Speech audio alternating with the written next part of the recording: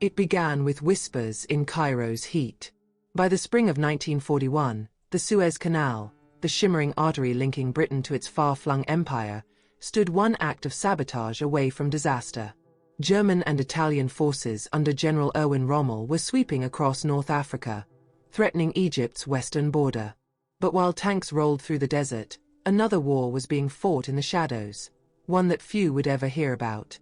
British intelligence had begun intercepting strange Axis transmissions. The messages were brief, coded, and laced with references to the locks and the gateway. At first, analysts at Bletchley Park thought it was chatter about naval movements, but a field report from Alexandria changed everything. A captured Italian radioman, trembling under interrogation, mentioned a secret mission designed to choke the empire where it breathes. The target, they realized, was not a battlefield, it was the Suez Canal itself.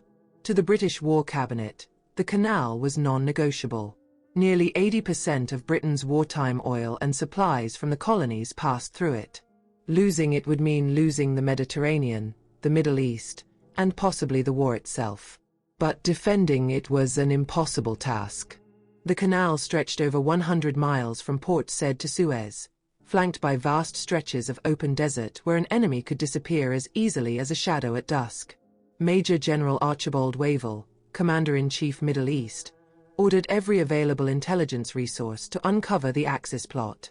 In Cairo, a network of agents, soldiers, and informants sprang into action. The Royal Air Force increased reconnaissance flights over the desert, while the Special Interrogation Branch combed through prisoners from the recent battles in Tobruk. Yet nothing solid emerged, only fragments of rumor about Italian commandos trained for desert infiltration, possibly guided by local collaborators. In the crowded intelligence offices of Cairo's Shepherd's Hotel, Colonel Dudley Clark, a wiry, quick-witted officer known for his unorthodox ideas, pored over the intercepts. Clark had already been experimenting with psychological operations and deception tactics. To him, the clues formed a pattern. He told his aide, "They're not sending divisions. They're sending ghosts. And they'll strike before we see them." At that time, British forces were stretched thin across the western desert. The 7th Armored Division, the famed Desert Rats, were locked in combat near Benghazi. The defense of the canal relied mainly on local garrisons and a handful of Indian Army engineers stationed at Ismailia. The men worked day and night, reinforcing bridges and installing anti-sabotage nets across the waterway. Still, morale was uneasy. The rumor of a coming secret attack spread faster than official briefings could comment. One engineer, Captain Henry Summers of the Royal Engineers, wrote in his diary on April 23, 1941, "We've fortified every lock, every gate, but it feels like fighting the wind. They say Italian divers have been seen near Port Said at night. No one sleeps easily now." The desert was full of stories like that. Strange movements, missing patrols, flashes of light across the dunes. In one case, a British supply convoy near Mersa Matruh reported finding a crashed Italian plane, its cargo compartment stripped bare before they arrived. No pilot, no documents, just a single map with a red mark over the canal's midpoint. The real pain wasn't just fear of attack, it was the blindness. British command didn't know when or how the strike would come. They couldn't reveal their knowledge publicly, lest they expose their intercept capabilities. And with every hour of silence from the desert, the tension grew sharper. Still, Clark's intuition told him this was no ordinary sabotage attempt. The transmissions contained peculiar references to the breath of the empire and the serpent's throat. To him, it suggested code words, possibly for a multi-pronged infiltration. He cabled London, recommend creation of small special unit to trace saboteurs. Secrecy paramount. Success hinges on invisibility. It was the first spark of what would soon become one of Britain's most secret wartime operations, known only to a handful as a force. Historian and former intelligence officer Anthony Cave Brown would later write, "In the dust and confusion of 1941, Clark began shaping the idea that deception could be as powerful as artillery." That idea, born from fear of losing the Suez Canal, would lay the foundation for modern psychological and covert warfare. The Suez Canal remained intact that month, its blue waters glimmering beneath desert sun. But the threat hadn't vanished. Somewhere beyond the Libyan frontier, an Italian Special Operations Unit, possibly Decima Flottiglia MAS, the same naval commandos who struck Alexandria months later, was on the move. British reconnaissance couldn't find them. Intelligence couldn't confirm them. Yet every sign pointed to one conclusion: they were coming. As Clark stood on the balcony of the Shepherd's Hotel that May evening, watching the lights of Cairo flicker against the haze, he muttered to himself, "If we lose Suez, we lose everything." Unbeknownst to him, a decoded message that night would change everything. A single line transmitted from Benghazi: Phase 1, Operation Ghibli commences. The intercepted phrase, Operation Ghibli commences, struck like a thunderclap in the British command offices in Cairo. To most, it meant little. But to Colonel Dudley Clark, it was confirmation that the Axis plan was real and already in motion. Within hours, Clark requested authority to assemble a clandestine task force, one that could move faster and quieter than any conventional military unit. Thus, in the dim corridors of Cairo's Shepherd's Hotel, a new chapter in British intelligence began: the creation of a force. Unlike traditional combat units, a force had no uniforms, no formal insignia, and no official records. Its members were handpicked: linguists, desert scouts, wireless operators, and a few veterans of irregular warfare. Among them was Major Geoffrey Keyes, a daring young officer from the Royal Scots Greys, and Flight Lieutenant Peter Stirling, a brilliant but restless airman whose unorthodox ideas often clashed with command. Together, they formed a team whose purpose was as dangerous as it was vague: find out who the saboteurs were, where they were hiding, and stop them, quietly. Clark's instincts led him to start not in the field, but with deception. "We'll give them ghosts to chase," he told his men. Using counterfeit Axis documents and false radio chatter, a force began planting information suggesting that British forces were fortifying the wrong sections of the canal. If enemy spies in Cairo were watching, and Clark was certain they were, this false trail would buy precious time. Meanwhile, intelligence operatives began combing the western approaches to Egypt. The British Long-Range Desert Group, LRDG, experts in navigating the harsh sands, were dispatched to scout possible infiltration routes from Libya. They used modified Chevrolet trucks fitted with extra fuel tanks and Lewis guns, driving hundreds of miles through uncharted desert. One patrol led by Captain Pat Clayton discovered tire tracks leading toward the Siwa Oasis, a desolate, wind-battered outpost deep in the western desert. The tracks appeared fresh, and among them lay the shattered remains of a German compass and Italian cigarette tins. Something, or someone, had passed through recently. But the operation was taking a toll on everyone involved. The endless desert heat, the isolation, and the pressure to find an invisible enemy wore down morale. Intelligence failures haunted them. Reports conflicted. Some said the Axis team would strike from the north via the coast, others from the south disguised as Bedouin traders. The only certainty was that they were out there, and getting closer. In his field notes, Major Keyes wrote, "It's not the enemy we can see that worries me, it's the one we can't. They move like phantoms, no flags, no trails, no witnesses." That sense of invisibility hung over every briefing, every night watch, and every coded message. Clark ordered more aggressive tactics. Using his growing network of double agents, a force began intercepting courier lines between Italian outposts in Cyrenaica. One such agent, an Egyptian named Farouk Hossein, provided a breakthrough: a fragment of a letter from Benghazi addressed to Capitano Bellini, Ghibli unit. The message contained coordinates, and an ominous phrase: "Prepare the crates for transfer by the next moon."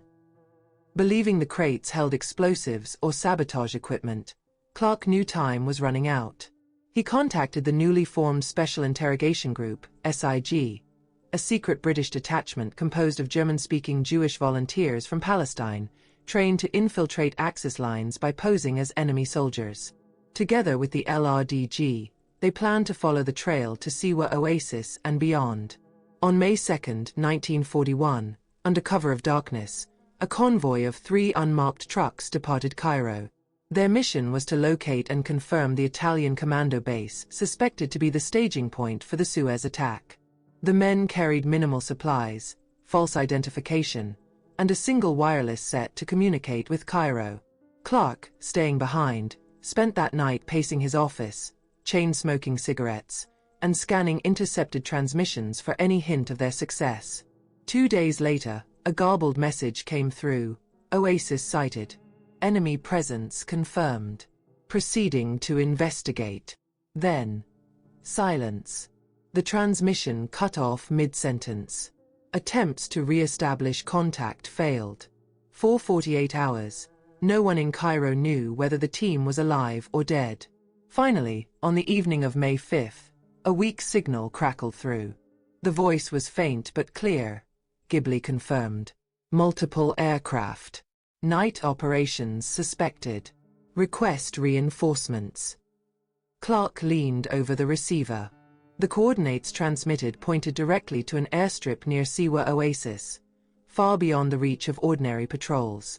What unsettled him most wasn't the confirmation of the airfield, but what came next. The message ended with a single cryptic line: "They know we're coming." That night, Clark convened a small council in his hotel room. Maps littered the table, circles drawn around Siwa and the desert approaches. If the Italians truly had a desert airfield capable of staging attacks on Suez, it had to be neutralized immediately. Yet sending in a full force risked revealing British intelligence capabilities. The only option left was to send a small strike group, a handful of men who could move silently, hit fast, and vanish. As he drafted the orders, Clark paused, staring at the flickering light of the lamp. "We can't win this war by strength alone," he murmured. "Sometimes, survival depends on who can tell the better lie." The next morning, a new mission was born. One that would blend espionage, misdirection, and raw courage in equal measure. The men of a force and the LRDG would set out to confront an enemy they could barely see, chasing whispers through the endless sands. And somewhere out there, under the blazing desert sun, Operation Ghibli was already moving toward the Canal. Dawn broke across the Egyptian desert, and the men of the long-range desert group could feel the heat rising even before the sun cleared the horizon. Their trucks were coated in a fine layer of dust, the engines running quiet, almost reverent, as if aware of the danger that awaited. They had followed the coordinates from Cairo for 3 days, skirting Italian patrol lines, guided only by the stars and the whisper of compasses that sometimes spun strangely under the magnetic sands. Ahead lay Siwa Oasis, and they hoped, the truth behind Operation Ghibli. As they crested a dune, the vast emptiness gave way to signs of life. Through binoculars, Major Jeffrey Keyes spotted movement, tents camouflaged under sand-colored netting, a few vehicles, and, most alarming, the faint silhouette of aircraft tails glinting in the sun. He counted 3, possibly 4, all twin-engine Savoia Marchetti SM.82s, Italian transport bombers modified for long-range desert flights. The enemy airstrip was real. The LRDG patrol set up a concealed observation post 2 miles out. Their wireless operator, Corporal Jock McLean, sent a coded message back to Cairo. Confirmed Axis activity. Multiple aircraft. Personnel engaged in loading crates. The reply came an hour later, simple but resolute. Maintain position. Reinforcements en route. The men exchanged wary glances. Reinforcements in the desert could take days. They would have to rely on stealth and patience. Through binoculars, Keyes watched as Italian commandos unloaded fuel drums and wooden crates marked medical supplies. The irony wasn't lost on him. Everyone knew that such markings were a common disguise for sabotage materials. One of the crates cracked open as it hit the ground, spilling out small cylinders, shaped charges, possibly limpet mines. There was no longer any doubt. This was the strike force intended for the Suez Canal. But their presence didn't go unnoticed for long. A dust storm rolled in from the west, reducing visibility to mere yards. When it cleared, 2 Italian patrol trucks were seen moving toward their position. The LRDG team quickly relocated, leaving behind decoy tire tracks to mislead pursuit. They set up camp within a dry wadi, covered by rock and silence. For 2 days, they observed the airstrip, recording aircraft movements, personnel numbers, and supply routes. Every night, they transmitted updates, and every night, the responses from Cairo grew shorter and more urgent. It was during one of these tense vigils that they captured a lone Italian courier, disoriented and half-blinded by the sandstorm. Under interrogation, he revealed fragments of the operation's design. Operation Ghibli, he said, was a coordinated assault involving airdropped saboteurs, disguised as British engineers, who would infiltrate the canal zone and detonate key infrastructure. The locks, pumping stations, and communication lines. "You cannot stop it," he whispered. "The desert hides many men." When pressed for details, he only muttered one word before losing consciousness: Bellini. The name sent ripples through British intelligence when the report reached Cairo. Capitano Vittorio Bellini, a decorated Italian officer from Decima Flottiglia MAS, the elite naval sabotage unit responsible for crippling Allied ships in Alexandria harbor later that year. If Bellini was involved, it meant this wasn't just a rogue desert mission. It was a high-level, state-backed operation designed to break Britain's stranglehold on the Middle East. Back in Cairo, Colonel Dudley Clark studied reconnaissance photos flown in from a Royal Air Force sortie over Suez. Grainy images revealed more than just aircraft. There were fuel tanks, camouflaged bunkers, and what looked like a small command post near the oasis. Clark's worst fears were confirmed. The Axis had established a forward base deep in the desert, from which they could launch sabotage missions undetected. Yet, there was one anomaly, a cluster of circular depressions in the sand, too regular to be natural. The photo analysts couldn't explain them. Clark made a note in the margin: possible cache sites, investigate further. In his diary that evening, Clark wrote, "War in the desert is a game of ghosts. We see the enemy's footprints, but never the man himself." That line would later be quoted by intelligence historians as the essence of Britain's early covert struggles in North Africa. As the LRDG team continued surveillance, they stumbled upon something even more puzzling. Near an abandoned Italian truck, they found a sealed diary, its pages filled with coordinates and cryptic references to Phase 2, Night of the Serpent. One entry read, "The canal will choke, and the empire will bleed." The handwriting was meticulous, almost obsessive, and the final page bore the signature of Capitano Bellini himself. The diary changed everything. Clark realized that if the British attacked too soon, they might only destroy the airfield, not the men or materials that would execute the sabotage. Worse, revealing that the operation was compromised could drive the remaining cells underground, forcing them to strike later and harder. The challenge now wasn't simply destroying the base. It was unraveling the operation's full network before the first bomb ever fell. That night, in the flickering light of their campfire, Major Keyes and his men debated their next move. One of them, Sergeant McLean, asked quietly, "Sir, if we report this and wait, we could lose them. But if we move now..." Keyes looked toward the dark horizon. "If we move now, we might not come back." From Cairo, Clark radioed a final instruction: "Hold. Do not engage until further orders." But even as that message was sent, new intelligence was coming in. Reports of Axis planes taking off from Suez under cover of darkness, heading east. The timing matched the diary's ominous reference. Somewhere above the black desert sky, the first wave of Operation Ghibli was already airborne. And in the sands below, the men of the LRDG realized they were no longer hunters.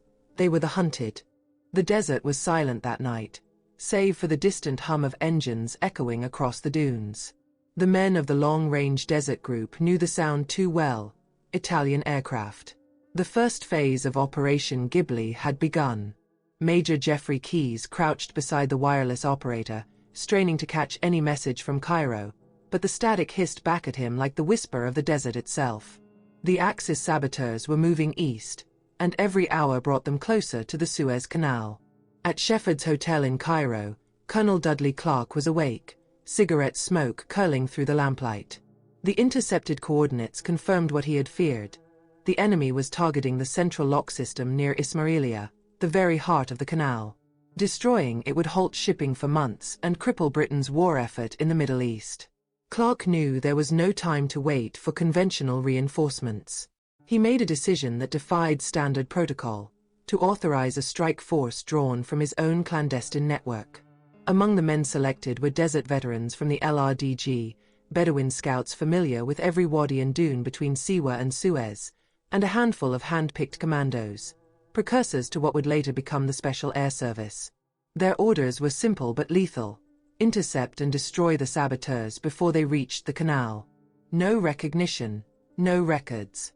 If we fail, Clark told them, history will never know we tried. On the night of May 10, 1941, under a pale half-moon, the strike force departed from a makeshift landing strip near Mersa Matruh. Their convoy consisted of 3 trucks and a single captured Italian vehicle for disguise. The plan was audacious: approach Siwa from the south, circle behind the airfield, and catch the enemy before they could launch another sortie. The desert swallowed them whole. By dawn, they had reached the outskirts of the oasis. Through their field glasses, they saw movement: Axis trucks being loaded, crates stacked beside fuel drums, and uniformed figures moving with military precision. The Italian commando unit, led by Capitano Vittorio Bellini himself, was preparing for a final transfer. Keyes ordered his men to hold fire until the signal. At precisely 3:40 hours, the strike began. Mortars thumped in the distance, and tracer rounds sliced the darkness. The first explosion ripped through the enemy's fuel dump, lighting the night sky like a second sunrise. Bedouin scouts charged from the flanks, their rifles cracking, while British commandos stormed the airstrip. The Italians fought fiercely, but the surprise was total. Within minutes, the desert erupted in chaos: burning aircraft, collapsing tents, and the roar of engines trying to escape. Keyes led his men toward a row of trucks attempting to flee. One vehicle loaded with crates marked Medical Aid Benghazi burst into flames, detonating in a violent chain reaction. The blast hurled sand and metal across the camp. When the smoke cleared, only fragments remained, but the contents of those crates were unmistakable. Among the debris lay twisted detonators, waterproof casings, and maps marked with red circles along the Suez Canal. As the fighting subsided, the British team began gathering intelligence. In the wreckage of the command post, they found a sealed metal container bearing the insignia of the Italian Navy's Decima MAS. Clark's standing orders forbade opening any classified enemy material in the field. The container was placed aboard one of the returning trucks, to be transported back to Cairo for examination. Yet as they prepared to withdraw, Keyes noticed something unsettling: several sets of footprints leading away from the airfield, toward the open desert. He counted at least 6 men missing from the Italian roster, including Bellini himself. The victory was bittersweet. The British had destroyed the airfield, captured vital intelligence, and halted the immediate threat to the Canal. But the disappearance of Bellini and his men cast a long shadow over the operation. No bodies were found, no aircraft remained that could have carried them. It was as if they had walked into the desert and vanished. Back in Cairo, Clark received the after-action report with quiet satisfaction, until he reached the final line: Bellini unaccounted for. Possible survivors heading south. He tapped his pen against the page, thinking, heading south? There's nothing south of Siwa but sand and salt. Yet something in his gut told him the story wasn't over. The metal container was delivered under heavy guard to British intelligence headquarters. Analysts opened it the following morning and found a series of coded documents, a half-burned map, and one peculiar item: a small bronze medallion bearing the symbol of a serpent coiled around a sword, an emblem unknown to any intelligence records at the time. Clark ordered the materials sealed and classified, most secret. One of the soldiers who survived the ambush later recalled, "We stopped them, but not all of them. Some ghosts don't die, they just disappear into the dunes." As the sun rose over Cairo the next day, Clark watched a column of smoke still visible far out in the desert. He had won the battle, but questions remained. How many saboteurs had escaped, what became of Capitano Bellini, and what exactly had been inside that medallion's code? The official report would describe the event as a successful interdiction of enemy sabotage forces, but privately, Clark wrote in his notebook, "Victory uncertain. Something remains unfinished." In the weeks that followed, the Suez Canal continued to operate without interruption. Ships passed through under the watchful eyes of the Royal Engineers, their rifles glinting in the sun. Yet among the ranks, rumors persisted, of strange sightings in the desert, of missing patrols, and of an Axis team that had simply disappeared. The war in North Africa would rage on, but for Clark and his shadow network, the mystery of Operation Ghibli had only deepened.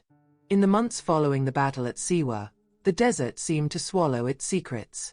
British patrols scoured the sands for any trace of Capitano Vittorio Bellini and his missing men, but the search turned up nothing. No wreckage, no bodies, no footprints. The desert had erased them as completely as if they had never existed. And yet, the operation's strange aftershocks continued to ripple through the intelligence community in Cairo. Colonel Dudley Clark sat in his office one evening, reviewing the reports from the Suez engagement. Each page told a similar story: the enemy base destroyed, sabotage materials captured, and the Suez Canal secure. But in the margins of the final report, he had written 3 words. "Where is Bellini?" That question began to haunt him. British cryptanalysts at Bletchley Park had decrypted portions of the documents recovered from the metal container, but the results were perplexing. References appeared to a Phase 2 and a shipment labeled San Marco Cargo.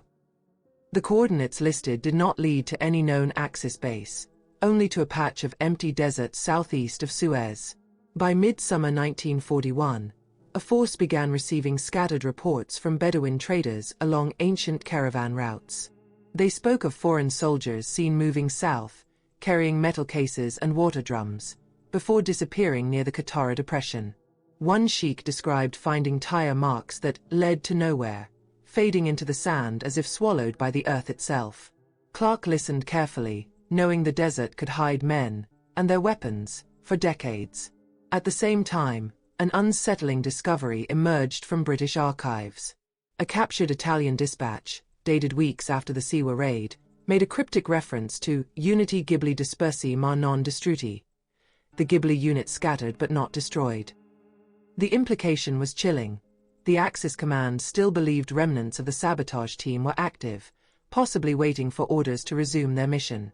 The mystery deepened further when engineers repairing a telegraph line south of Suez stumbled upon a half-buried crate, stamped with the same serpent and sword insignia found on the medallion recovered from Suez.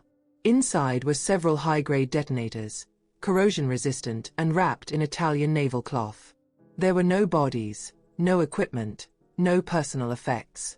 Just the tools of destruction, perfectly preserved beneath the sand. For Clark, it confirmed a theory he had long feared. Bellini's men had succeeded in hiding part of their arsenal before the ambush, intending to retrieve it later. The question was whether they had perished in the desert or lived long enough to pass the cache to others. When he presented his findings to General WWII, the commander listened in silence, then said, "Colonel, even ghosts can leave behind a fuse." Back in London, the intelligence circles debated the same puzzle. Some analysts speculated that the missing cargo was never meant for sabotage at all, that it contained diplomatic materials or code devices smuggled out of Libya for use by German intelligence. Others believed it was simply an elaborate decoy operation, designed to misdirect British resources away from Rommel's advance in Cyrenaica. But Clark wasn't convinced. He believed the cargo had a very real purpose, and that it was still somewhere beneath the sands of Egypt. In late August, a new piece of evidence surfaced. A declassified interrogation transcript from an Italian officer captured near Tobruk included a haunting admission. Ghibli failed, but the captain lived. He carried the serpent south. When Clark read the line, his pulse quickened. The serpent, the same symbol found on the medallion. Could Bellini still be alive? Historians would later debate that possibility for decades. Some claimed that Bellini and his surviving commandos died in the desert, overcome by thirst and exposure. Others believed they were rescued by nomadic tribes and assimilated into local communities, their mission buried by time. And a few, including Clark himself, suspected something more calculated. Perhaps the disappearance had been intentional, part of a broader deception strategy orchestrated by Rome or Berlin. Years later, when the British National Archives declassified a handful of wartime files, one memo stood out. Dated November 1941, stamped, "Top Secret, Eyes Only." It contained Clark's handwritten note, recovered items consistent with sabotage equipment. Original cache likely not fully located. Possibility of second site south of Suez remains. The final line read simply, "Recommend continued observation." That recommendation was quietly approved, and then buried.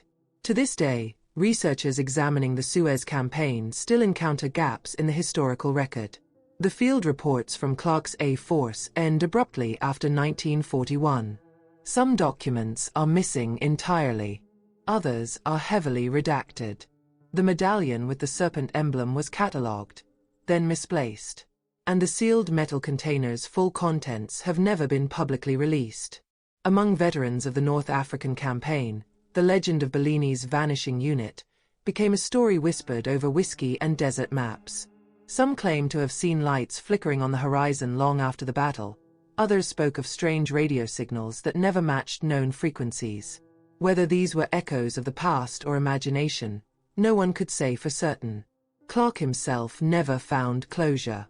In a private letter written after the war, he reflected on the episode. "The Suez Canal survived not because of our strength, but because we were willing to fight a battle that could not be seen. Yet I often wonder whether the desert buried all the answers, or merely chose not to return them." As the war shifted westward and the focus turned to El Alamein, the mystery of Operation Ghibli faded quietly into the background of history. But for those who had lived through it, one truth remained unshakable. Victory had come at a cost they could never fully explain. 4 years after the war, the story of Operation Ghibli remained locked behind sealed files and coded reports, buried in the classified vaults of Whitehall. Officially, it was recorded as a minor desert skirmish, a successful interception of enemy saboteurs near Siwa Oasis in May 1941. Unofficially, those who had served under Colonel Dudley Clark knew it was something more, a shadow conflict that had saved the Suez Canal and perhaps changed the course of the Middle East campaign. When peace finally returned, Clark's organization, a force, was quietly dissolved. Many of its members went on to form or advise later units like the Special Air Service and MI9. Yet even among them, few spoke of what had truly happened in the desert that year. The files on Operation Ghibli were labeled Suez Security, 1941, and access was restricted even to senior officers. Decades later, historians pouring through British archives would find entire pages missing, entire operations listed under redacted for national interest. In 1956, as the world once again turned its gaze to the Suez Canal during the infamous crisis, a former intelligence officer named Peter Sterling revisited Cairo. He had been one of Clark's operatives during the Ghibli affair, and he still carried the faint scar from shrapnel at Siwa. In a conversation with a war correspondent, Sterling was asked whether the 1941 operation had truly been decisive. He paused for a long moment before replying, "We didn't win because we were faster or braver. We won because we knew something the enemy didn't, and because some secrets stayed buried." That same year, a Ministry of Defense archivist reviewing old intelligence files found a single page misfiled in an unrelated dossier. The document was unsigned, undated, but clearly written on wartime letterhead. It read, "Deception saved the canal, truth best left buried." The phrase matched a handwritten note found decades later in Clark's personal papers, reinforcing a suspicion long whispered among intelligence historians, that the official story of the Suez operation was only half the truth. Modern researchers have since pieced together fragments of the puzzle. Satellite imagery and desert expeditions in the 1990s uncovered what appeared to be the remnants of a makeshift airstrip near Siwa, scorched earth, rusted fuel drums, and fragments of Italian aircraft consistent with Savoia Marchetti transports. Not far from the site, archaeologists discovered a corroded metal plate bearing the serpent and sword emblem once linked to Bellini's missing commandos. But no human remains were found, and the mystery of the lost cargo persisted. In 2004, a British historian named Dr. Alan Merrick published a controversial paper claiming that the WWII mission had been a cover for a far larger intelligence deception, one designed to mislead Rommel about British troop strength in Egypt. According to Merrick's research, Clark may have intentionally allowed the Italian unit to form and operate under limited observation, using them as an unwitting tool in a broader misinformation campaign. If true, the destruction of the Suez airfield had been both a victory and a performance, a deception layered within a deception. The files that could confirm or refute his theory remain sealed to this day. For those who fought in the shadows of that desert war, the lessons of Suez were never forgotten. The British Army's later success at El Alamein owed much to the intelligence networks and deception tactics first tested under Clark. "Make the enemy fight ghosts," Clark once told his officers. "If they fight shadows, they'll never see the real blow coming." His philosophy would become the foundation of modern psychological and covert warfare, from D-Day's Operation Fortitude to the Cold War's elaborate intelligence games. Standing on the banks of the Suez Canal years later, an aging engineer named Henry Summers, one of the men who had guarded its locks in 1941, summed it up best. "The canal never fell," he said quietly. "But it wasn't because of guns or barbed wire. It was saved by men we never saw, and stories we were never meant to hear." Today, the Suez Canal remains one of the most strategically vital waterways in the world. Ships glide across its calm surface, oblivious to the invisible battle once fought beneath its shadow. But beneath that calm lies history, and perhaps still, the echoes of the men who vanished into the dunes. As one veteran's diary entry would later be found to read, "We fought a war no one could see, and won a victory no one could claim. The desert kept its promise. It kept our secrets." 6 decades later, the classified tag on the final WWII file remains unbroken. And somewhere, deep in the archives of British intelligence, a folder marked Suez Security, 1941, still waits, its secret sealed in silence.